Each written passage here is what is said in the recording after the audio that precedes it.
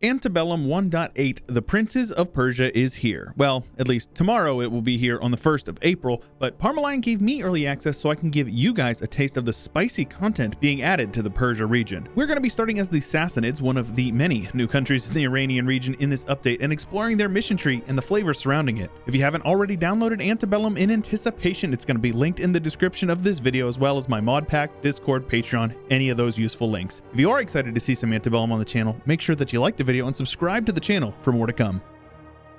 Now, it would be inappropriate to call this video part of Modded Monday, but consider it kind of the latest iteration of that series. I apologize for the lack of content as of late. My life has been a little bit chaotic with the baby, but I will say this. When 1.35 comes out, I am going to go back to daily content for at least a couple of series to cover the new content from 1.35. I've had a lot of people asking about that, especially on my community posts and whatnot. So rest assured, I will be returning to that.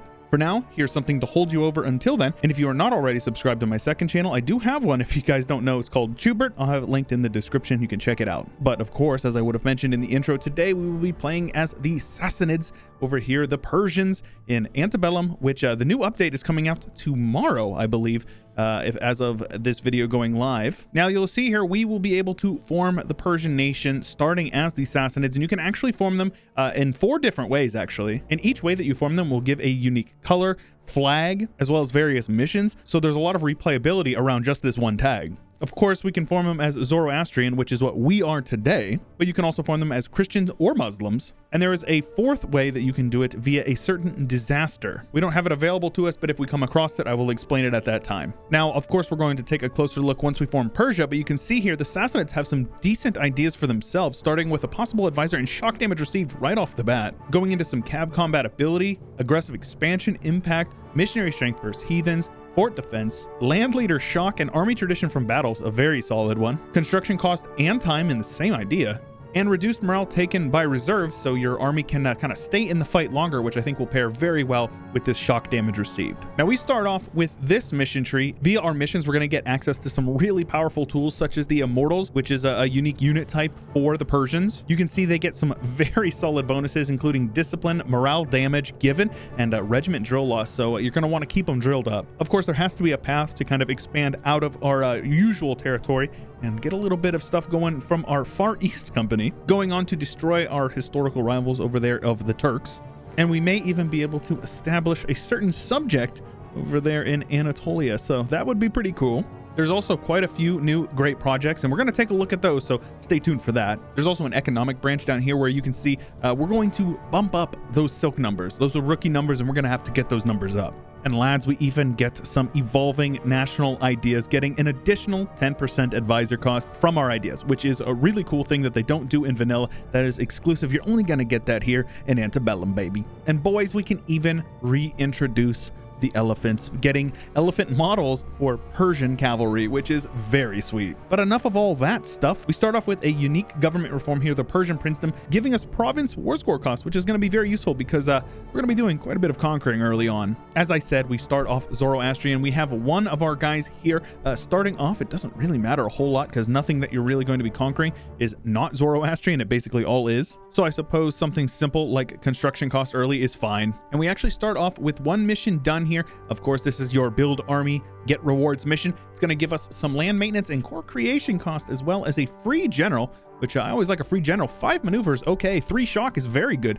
So let's go ahead and get started on that. I like to start mill focus early because it lets you get that tech, especially since our current guy is not very good. And we're going to look to expand very quickly, very early. When picking rivals, we want to find some people that we can get to war with very early on, and especially people that we want to take land from early on. All 3 of these guys have immediate land that we will be taking, and we need to find a friend, probably something over here that will basically prevent us from getting attacked. We even have some fun, interesting Persian, I assume, names for our estates, so a nice little bit of flavor for you role players. And as I said, I want to form Persia, so we need to get all of these provinces that are outlined in this dotted line. And by the way, I always get asked about this. My graphics mod is going to be linked in my mod pack in the description below the video, so check that out if you're interested in kind of making your game look like mine does. Our mission tree seems to want us to push south early on, so I have no qualms about that. I do want to try to get a couple of the regions that we're going to need to form the Persian tag, and the earlier we do it, the better. So let's go ahead and get started on that, hopefully before anybody can get any serious allies. These guys are absolute cowards. They just allied my ally, so not going to war with them early. These guys over here are allied with the Shapirids. They want us to talk to the manager, and we're probably going to be able to call them in. That should be an easy one. So let's go off to war early using our special fancy Unite Persia CB here, which is going to give us 25% less aggressive expansion and cost for all provinces in the Iranian subcontinent, which, if you're curious, is this area here. It's actually both of these regions, Khorasan and Persia. Those are both part of the subcontinent of Persia. Either way, off to war we go. A nice little cheeky battle here early on to kill off as many enemies as we possibly can. And we get a stack wipe day one of the war. So pretty straightforward. I think this one's basically done by now. You're not coming back from losses like that, and when you're as early as we are right now. These guys are done. So all these mountains over here is definitely going to make these sieges a little bit more painful than maybe I would like for them to be, but we'll make it work. I don't need any land from these guys, and this war has been a little bit more annoying than I would like. So I'm going to take all their money and full annex these Johns over here. All fine by me, and we can also core this all up, and our war exhaustion is crazy high. That's just the way that this game works, I guess. These guys want to sell me a province. I guess I don't want to lose 200 gold, but I mean, I'm gonna take it. And a free stability, I think I will go ahead and take that. A 326 heir, I will handle that as well. And let's go ahead and name you Lord Cheo in honor of my #1 chimp. He's also one of the homies as well. Now, obviously, the big blob in the room is this Shapirids or however it's pronounced. They are much bigger and much scarier than I am. I'm going to have to take them on. It's only a matter of time before we clash. They're probably trying to plan their attack on me soon anyways. But luckily we have some friends. I also allied these guys up here to the north, so we should be good for now. But yeah, I need to get some manpower, and I need to get an economy. We'll make it happen as time goes on. Now, these guys have a truce with them. They broke their alliance recently, but I'm going to go ahead and make sure that I have plenty of favors with these lads, and we are going to call them in, because that's going to call these guys in. We're going to use them to basically beat the tar of these Shapirids, get them diplomatically isolated, and prepare them for a strike later on. Now is our chance. We have a mountain fort over here, so hopefully that will be important. This one's also a mountain fort. Our capital here will block them from getting into our inlands, and we will handle these guys easily enough. They have 15,000 men, but I'm not really too fussed about that. There's a bit of development up here, obviously, and that's going to make us a lot more money in terms of trade as well. So very important provinces to be taking this, plus we need it to form Persia. Let's go ahead, unite Persia, call in my allies, and get to war. Let's get a battle going on over here, and that's a win. Now, these guys joined, but they haven't done like anything, like at all. I don't understand what's going on here. They're literally not joining on anything, so I guess we're just gonna hold off for a bit. I mean, I'll push in, but that's the first time I've seen their army this whole time. That's how we do it here. Destroy them all. Get some occupations going on, maybe get a little bit of war exhaustion for them. For our first reform, we actually get a unique Persian one here, which will give us seizing land from the nobles will no longer trigger noble rebels, which is nice. But manpower and primary culture provinces, that's a big one, considering the fact that our primary culture is pretty dang big. So let's go ahead and click this one here. It gives them a little bit of extra influence. It's fine by me. Get these sons of guns off my mountain forts. These guys do not want out. They are absolutely just powerhouse. This is their whole army, though. These guys haven't pieced out or anything like that, but we've got our 100% peace deal. So I'm just going to go ahead and peace out. I think I wasn't quite ready for what I thought I was getting myself into. So we will take the land that we need, but that's about it. Also, my war exhaustion was getting a little bit high. So yeah, we're going to lay low for a little bit, let our war exhaustion tick down, and then core this stuff up and get one more step closer to forming Persia. But after coring this province, we only need 3 more, all from the Shapirids, and we'll be able to form Persia. I'm a dingus. I actually need this province here as well, but that's not going to be an issue. Ooh, very nice. My son ended up going Zoroastrian. Now, I tagged over to my son just because I want to show you guys this. I actually made this mission tree. I made this mission tree down to this one. Then Parm put some extra stuff in because, you know, I didn't do quite enough. But I made this mission tree and I gave them branching missions based on which path they decide to go. So they can basically stay Zoroastrian, which they start as in 1444. But since they decided to convert, they have to convert some other provinces. And then they will get started on their mission tree, which I'm very happy about. Let's go ahead and get ourselves this center of trade upgraded. That is going to be incredibly useful for our economy, getting us a well well ahead of the curve on the economy front. Once we get an economy, we've got a bit of development, we can actually start building up our army again. I didn't have any cavalry because my boys were too dang expensive and I couldn't afford them, but now we can, so let's go ahead and get on that. Since we are ahead of time on mil tech, I'm going to go ahead and go with a military focused idea group. Obviously, we're going to go with aristocratic because we are going to lean into the clop clop horsemen go burr, and obviously this first one here, cav cost, cav to infantry ratio, and cav combat ability all stack very well. We get 3 more ideas because Antebellum uses 4 per a national idea. We're going to get up to 30 cav combat ability, which is going to be pretty good and allow us to steamroll people, I reckon. Plus the mil tech cost early on is going to be extremely useful. And looks like we can get another cav combat ability guy, a dragoon here. So yeah, just like that, we're gonna be at 45 once we get a couple more ideas. I'm here for it. Going to war with their neighbors here. This is good because they were allied to these guys, so I can actually head straight down, get some occupations, and I might be able to snag a province or 2 from my neighbor's former ally. They gave me 1 province. Very nice. 1 more cav to add to my collection. Looks like these guys are not doing too well. They got a couple of provinces occupied in a war.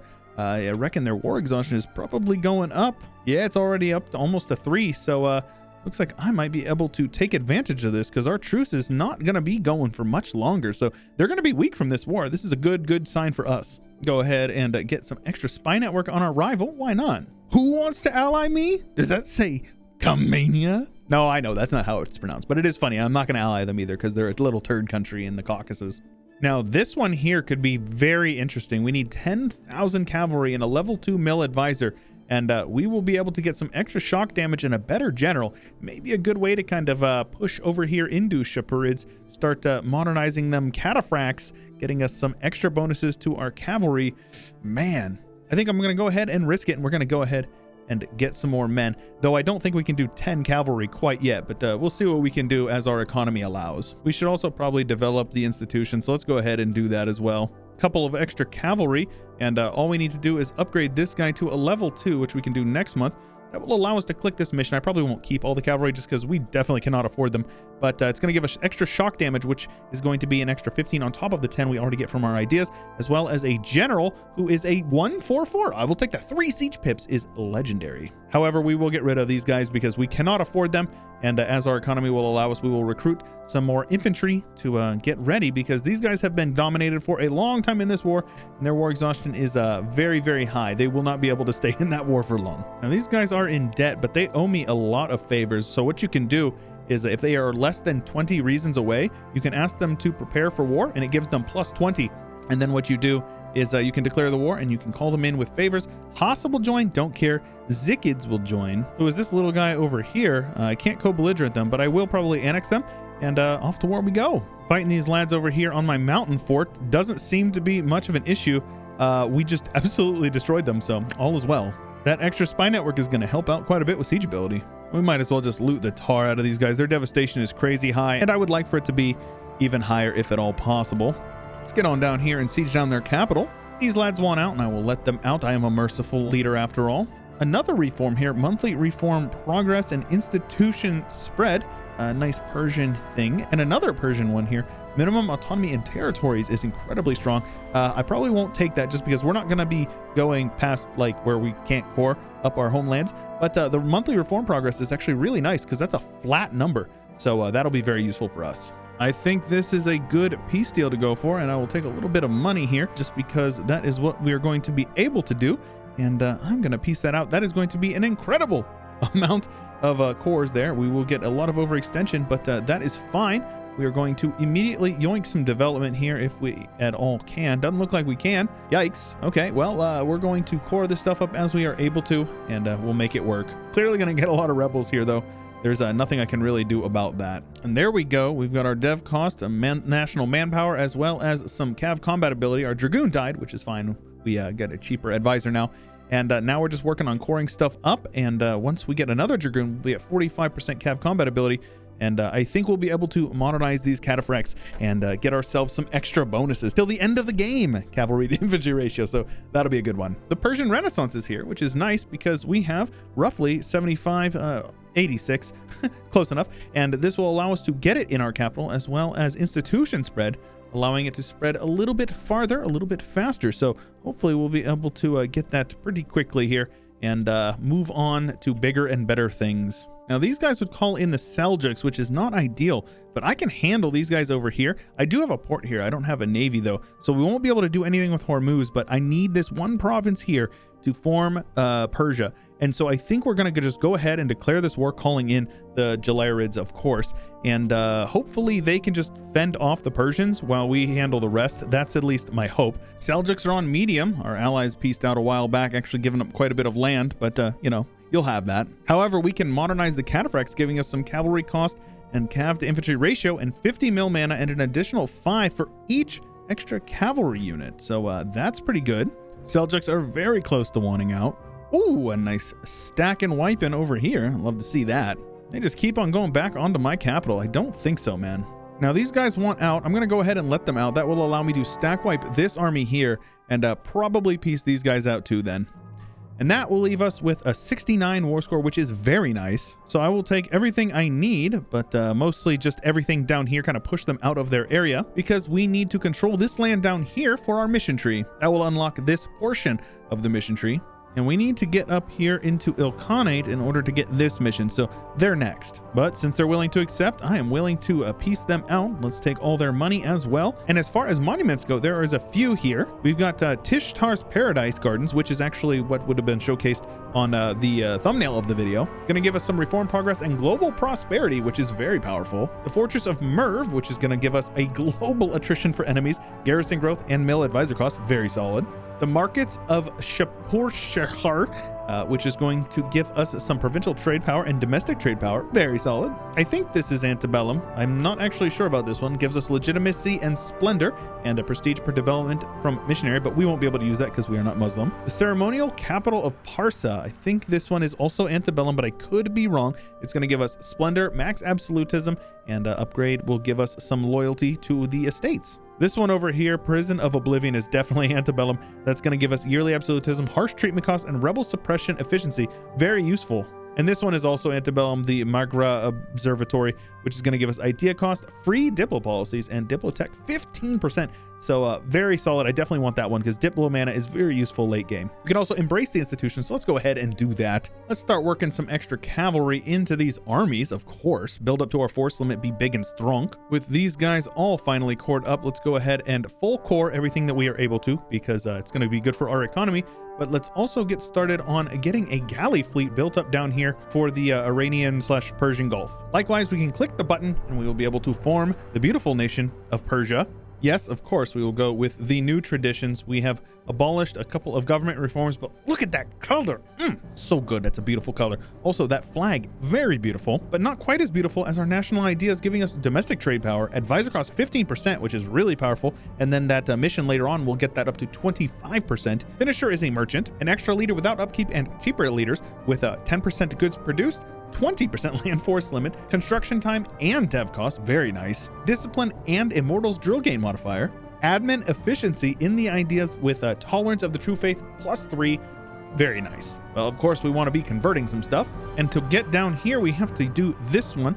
So it looks like we're going to have to make some friends over in India. Bamanas is probably my best bet, but I'm going to go ahead and ally Delhi. These guys have one ally up here. I got my claim, so we're going to go ahead and probably full annex them if we have any say. If not, we'll just subjugate them. It's fine. We've got that beautiful 100%. So let's see here. Can I full annex them? I can. AE is very much reasonable. We don't have enough admin, but that's fine with me.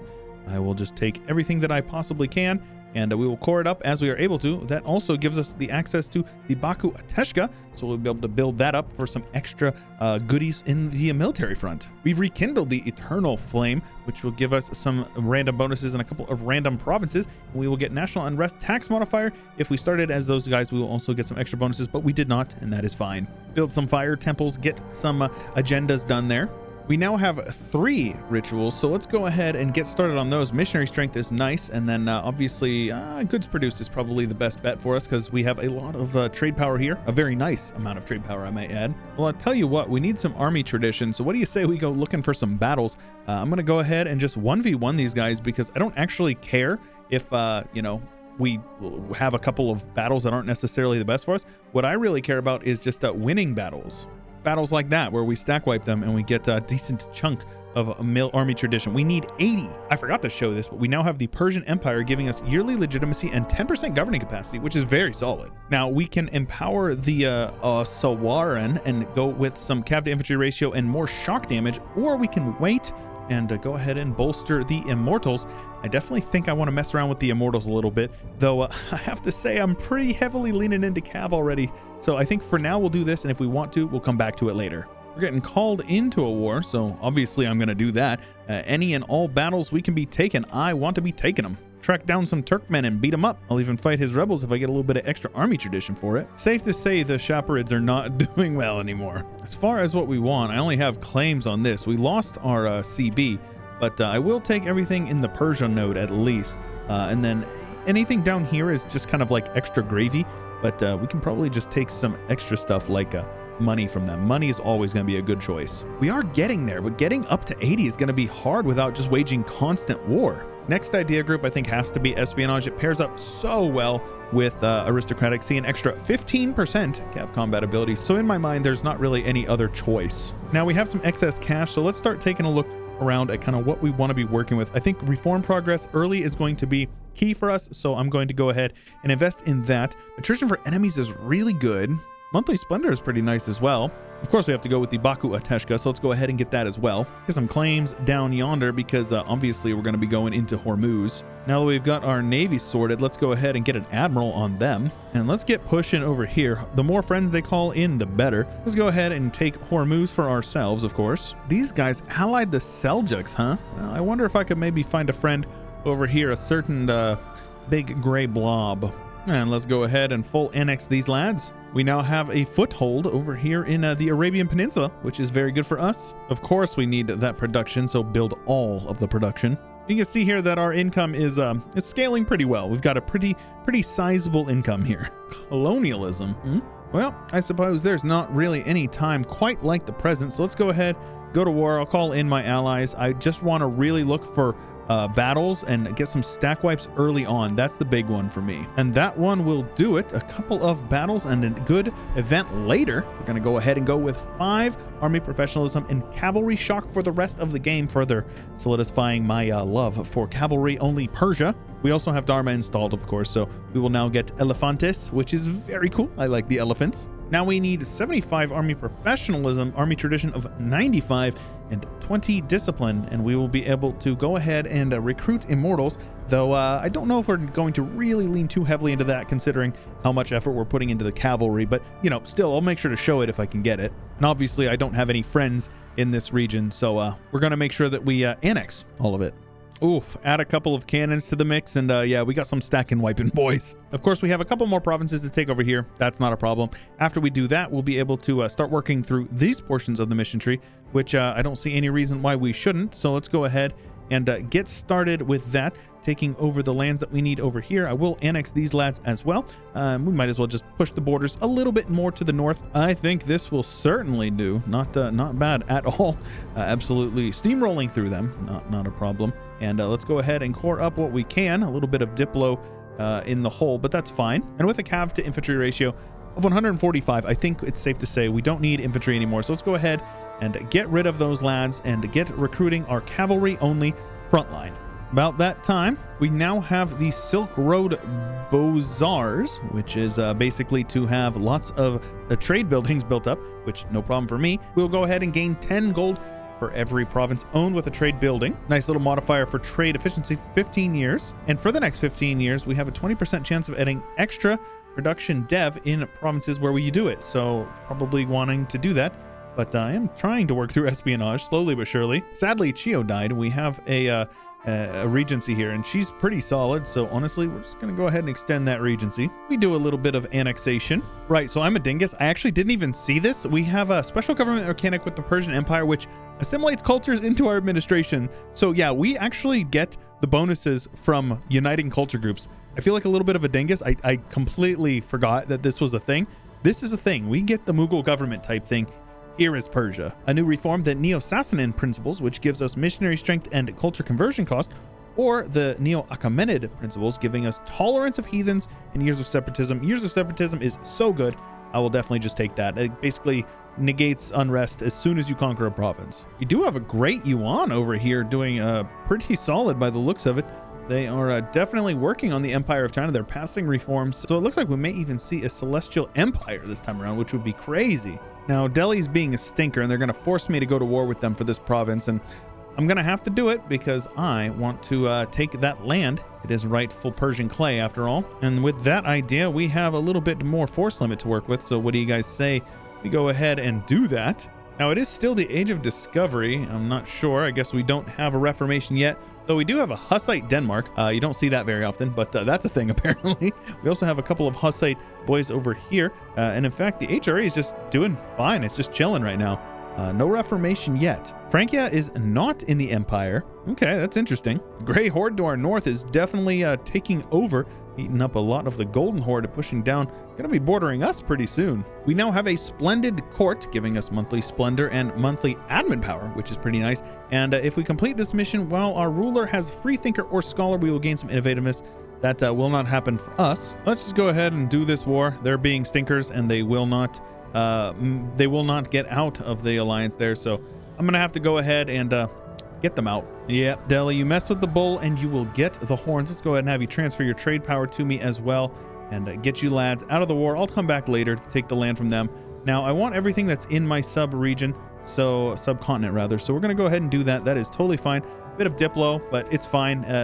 For perfect borders, it's a price I'm willing to pay. It actually gives us another mission, which, as I said over here, will give us some sailors, and we will receive some light ships as well as some permanent claims, which is nice. We're already well over into the Mishan area, so we'll get some Diplo mana, which will pay for the Diplo we just spent on that, which is nice. We'll also get a center of trade upgrade in Basra, which is nice. It's going to make it a level 3 now. We need at least 30 mercantilism, and we need 70% trade power over here in Hormuz, and we need to have at least 3 level 3 centers of trade. We definitely don't have that yet, nor can we, because we can only have 2 at the moment. But that will give us some extra trade power for the rest of the game, so pretty solid. Now it's time to push over into Dawasir. We do have some claims, so let's go ahead and do that. They are allied to the Nizrids, so here's the question. Do we want to go to war with El Nizrids? I don't really know. They're pretty solid, but I think it would be best for us to just kind of sit back and wait for a little bit. Balmanis wants an alliance. I think that's probably good with me. If we're going to go to war with the Nizrids, we should probably get a fort line, so let's go ahead and build some forts. And the Reformation has now spawned. We have one center over here in Ireland and the other one over here in Vienna. We have the money, so let's go ahead and get this boy up to level 2. Forts are finishing up over here, so sooner or later we are going to be going to war with the Nizrids. In the meantime, we might as well get a war going on over here with the Jalaiirids. Take what we can, because the boys over here in the Nizrids are beating up on them. Let's go ahead and start our golden age as well. No reason not to. That'll do just fine for me. Plenty of trade power over here in Basra, as well as plenty of lands to be touched up over here. I think I would rather have my borders touch up over here. Plus, this is 2 more forts that we'll be picking up. So I think that's probably appropriate for us, because we're going to definitely be bordering. I assume that the Nizrids are just going to annex what's left. Now, that is a chunky fort line. I'm definitely okay with this. We can actually create a trade company over here, because this is technically outside of our capital node. So let's go ahead and do that. I will not really worry too much about converting it either. It's honestly not something that's a huge priority to me. If you don't know, you can build these guys to get extra trade power in those provinces. And just like that, we get an extra merchant, which will allow us to upgrade another center of trade, as well as obviously steer more trade. There's plenty of trade to be steered. Let's go ahead and transfer from there. That's going to up us from 26 well over 30. So yeah, just like that, our income instantly increases. Definitely worth having the higher autonomy in these provinces. A little bit of a mountain expansion, which is an estate privilege that will be unlocked for us, giving us 35% dev cost in mountain provinces and 20% in highlands, which will help negate a couple of the pretty terrible malices that you get in this area over here. Knowledge sharing from Sicily. Yes, please. I will happily take that. Thank you. Now, the Nizrids have some pretty serious armies over here. It's going to be a tough war. I'm definitely not really looking forward to it entirely, but we'll make it work, I'm pretty sure. We can also get some cavalry fire bonus, so I think we're going to go ahead and take that Miltech ahead of time. That's going to give us a very nice edge. We actually have 3 Miltechs on these guys, so maybe they won't actually be hard to beat. I feel a lot better than I did a second ago. We're actually just going to go attack Dawasir here, because it's going to allow us to take all the lands that we have claims on. My focus is definitely going to be on the Nizrids, at least early on, and we'll do what we can with this. For now, we're just going to rush these guys down and siege the crap out of them if we can. no reason to let them battle if we don't need to. Here are the Nizrids armies coming in finally. Naughty, naughty Nizrids. I will have to beat you in battle. No problem at all. Yeah, they're not feeling well. They've lost 62,000 men already, and it's not going to get any better for them, I have a feeling. Take a look at this battle here on Haleb. Yeah, there's going to be a lot more of that. Another idea group. Hard to say which one we want to go with, but I'm pretty keen on religious. It'll allow us to get that Holy War CB early on. Also stacks decently well with espionage and aristocratic for some decent policies, so that's good with me. And let's go back to beating up on some Nizrids over here. Yeah, man, I'm taking losses. They're taking losses, but they don't have any manpower, so these are essentially just pure losses. We shall salt the earth with the men. Yes, yes. They got 60,000 men, but I don't see them. Meanwhile, I am absolutely destroying their heartland, and the devastation alone is going to cause their economy to flounder. Now, this war continues to go on. It's been going on for a few years now. I don't actually care, because the longer this war goes on, the more the Nizrids are going to have to buy down their war exhaustion and eventually just collapse to war exhaustion. And so there's literally no incentive for me to peace out sooner than I need to. I can just continue to beat up their armies, track them down, destroy as many of oh my gosh, destroy as many of their armies as possible, and we will make the best of the situation. Nizrids are definitely done. They are at 7 war exhaustion, and I'm going to keep this war going for as long as I can. I know we're going to get call for pizza quite soon. Meanwhile, we finish accommodate the Asran or whatever, the clergy. It's the clergy. It will give us some bonuses here. Tolerance to the true faith is nice, and a half-off inquisitor. I will always say yes to half-off advisors. Yeah, the devastation here is it's going to be hard for them to overcome. Look at all the development over here, and then all the devastation. It's just going to be continually stacking up, and they're not going to be able to overcome it. What about another battle here? Wipe out a couple more of their men. Now they're up to 10. War exhaustion is going to continue to go up. I'm just going to let it go a couple more months before we worry about piecing out here. Let it stack up just a bit. All right, now my war exhaustion is starting to go up pretty heavy. They're at 12 war exhaustion. I'm going to go ahead and just white piece them. Now, you may think, why would you do that? Because if you take money, they actually get their war exhaustion to go down by a percentage. So it will go down by 25% if you take 25 war score. It'll go down 100% if you take 100 war score. So if I just white piece them, they are going to be in a very rough spot. They have no manpower. They've got an army, but not really much. I reckon their income is pretty hurt, and I think that you will see this is definitely a solid move. Now what we're going to do over here is just full annex these guys, or at least take whatever we feel like, probably just the coast to keep the borders nice and pretty, and go ahead and do that. And I think we'll just keep their alliance with the Nizrids, because later on, if we want to go to war with them again, we can use them as a way to kind of get around that. We can now claim Gerha, and that will give us some more permanent claims, which I always like to see, and we will also gain some mercantilism, so I like that. Now it's time to head down into Oman. We did white piece them in this war, and we do have the Persian defensive lines here. Global Defender dice roll bonus. So we get I didn't even know that was in the game, but that is indeed in the game. Nobody's going to help them out. We are going to just walk on in and take what we want, which is, of course, everything that we have claims on, which we can take basically instantly, and I shall. That will allow us to conquer Mazun, which will give us some extra trade bonuses, as well as more permanent claims, and Indian Ocean Exploration Mission Branch, so which I think is right here. We will be able to start working through some Indian trade. But as you can see, we are the most powerful nation in the world. It's 1540, not even 100 years into the game, and we still have quite a bit of our mission tree to go. But here's the thing, I don't want to spoil too much of it, because I want you guys to go over to the Antebellum workshop right now and download the mod if you haven't already, and give it a try for yourself, because I tell you what, they're powerful and they're very, very fun. There's a whole lot of flavor and a big, beautiful mission tree made by Parmalion, one of the most talented modders I have ever encountered in my 7 or 8 years that I've played this game. So go check it out. If I recall correctly, this will be live the day before the update. So after April 1st, the update will be live, and you can do this for yourself. I highly recommend it. It's a very fun mod, and there's a whole lot more to the mod than just Persia. This is just this specific update. Also, Illyria. I don't think I've ever seen that, but Bulgaria formed Illyria. So that's a cool thing, I guess. Either way, guys, if you enjoyed this and you want to see more stuff like this in the future, please let me know in the comments down below, and like the video and subscribe if you haven't already. As I mentioned before, I do have a second channel, Chewyshoot, that you can check out in the description. And if you do want early access to Chewyshoot vids, you can join the channel members and become one of the homies, or support it on Patreon. Either one will get you early access. And a huge shout out to the patrons and channel members who keep this channel going. If you want early access to these videos and exclusive Discord benefits, make sure you check out the link in the description or the join button below the video.